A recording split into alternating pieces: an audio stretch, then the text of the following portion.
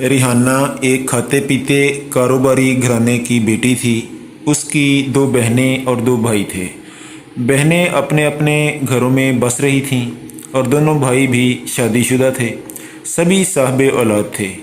Rihanna की शादी एक मतवस्त लेकिन पढ़े लिखे घराने में हुई थी और अल्लाह ताला ने उसे दो प्यारे से बेटे भी अता कर रखे थे। बड़ा बेटा 4 साल का था और छोटा यही कोई 1 साल का होगा। रिहाना के शौहर की काफ़ी देर से कोशिश थी कि वो बेहतर रोज़गार के लिए मुल्क से बाहर चला जाए, लेकिन कोई ना कोई मसला दरपेश रहता।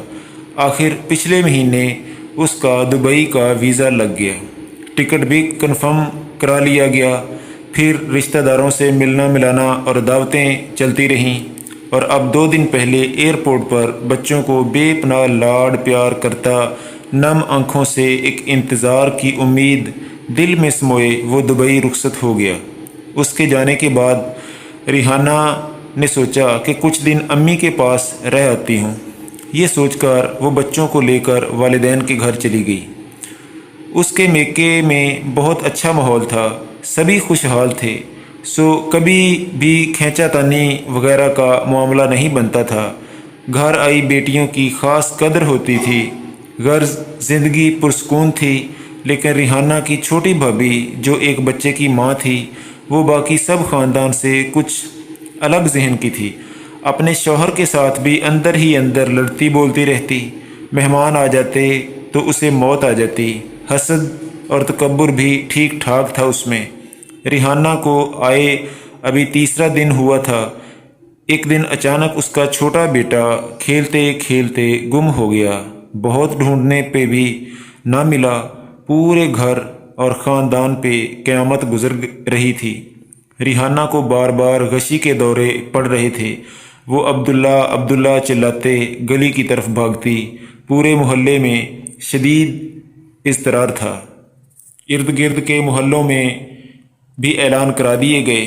थाने में रिपोर्ट करा दी गई। पुलिस ने भी डट कर तलाश जारी रखी। इन्वेस्टिगेशन में ज़रा भी झोल ना आने दी, लेकिन बच्चे का सुराग ना मिल सका। पुलिस भी चकरा के रह गई। आखिर माजरा क्या है? आज 3रा दिन था। इन क़यामत खेज़ लम्हात में पुलिस के तफ्तीशी ऑफिसर सुहेल आमिर साहब ने इन्वेस्टिगेशन का दायरा बढ़ाते हुए घर के अफराद को भी शामिल तफ्तीश करने का सोचा। सुहेल आमिर साहब पुलिस डिपार्टमेंट के ना सिर्फ एक फ़र्ज शनास बल्कि एक ज़हीन तरीन और मौका शनास ऑफिसर थे। वो अपनी टीम के साथ वारदात वाले घर पहुँचे और घर में मौजूद तमाम ख़वातीन और मर्दों से अलग अलग मुलाकात का कहा।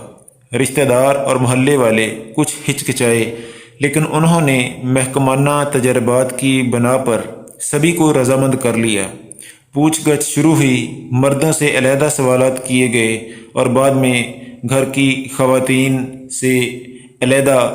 दौरान तफ्तीश सुहेल साहब ने महसूस किया कि घर की एक खातून कुछ घबराई सी है और टाल मटोल से काम ले रही है, तो उन्होंने इस औरत से बिल्कुल तन्हाई में पूछगछ का फ़ैसला किया।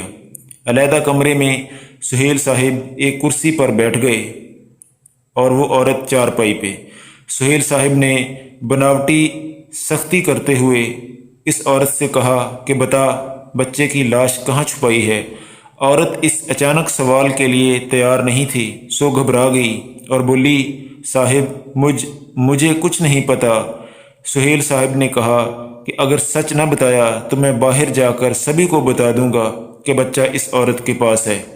इतना सुनना था कि वो औरत सुहेल साहब के पैरों में बैठकर मिन्नत समाजत करने और रोने लगी, लेकिन उन्होंने और ज़्यादा करख्तगी से कहा, देख बीबी, मेरे साथ ड्रामे मत कर और जो पूछा वो बता कि लाश कहाँ है बच्चे की।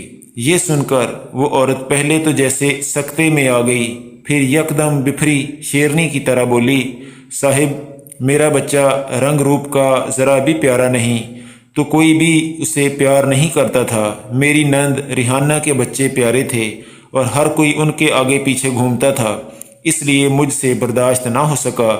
मैंने बच्चे का गला दबाकर कत्ल किया اور لاش اوپر پانی کی ٹینکی میں چھپا دی ہے۔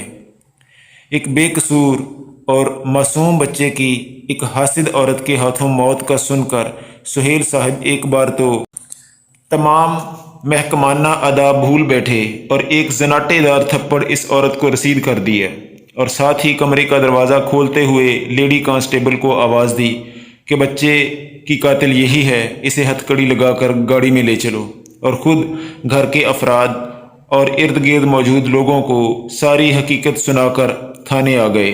پیچھے بچے کی لاش دیکھ کر ریحانہ اور اس کے خاندان پر قیامت ٹوٹ پڑی۔ ہر آنکھ اشک بار تھی کہ حسد نے ایک انتہائی معصوم سی جان لے لی۔